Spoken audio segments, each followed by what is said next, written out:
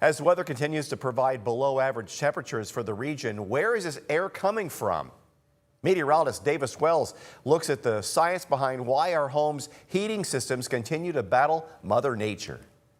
It's no surprise it's been absolutely frigid here around the region, but what exactly is causing all this cold weather?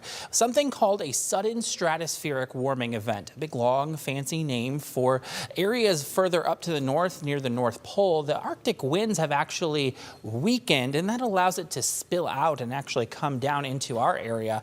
And what happens then is the polar jet stream is able to carry that weakened air, and it pushes it down into the United States, and that makes for some very frigid conditions, as well as the chance for some heavy snow opportunities like we saw just this past Sunday, bringing several inches of snow into the region. Now let me show you. This is up near the North Pole, and typically during a stronger period, we're going to notice those winds that stay really up close into the North Pole. It stays within one region. But if we ever get an area that weakens, we get these little divots in the wind, and that is when we start to see a little bit of uncertainty with where that air is going to go. And in this case, we had a polar jet stream that allowed for that air to usher right down into the southern Great Lakes, and it's made for some very cold conditions. Now we were able to track the air that is directly overhead of us, and notice this green line. That's about the air that's about 1,600 feet overhead of us, and if we trace that back over the last week, look where it takes it, just to the north of Alaska,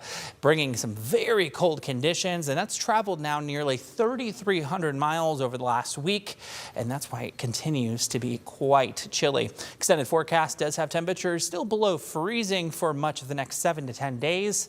Hoping for a warm-up. Reporting in studio, meteorologist Davis Wells, WTOL 11.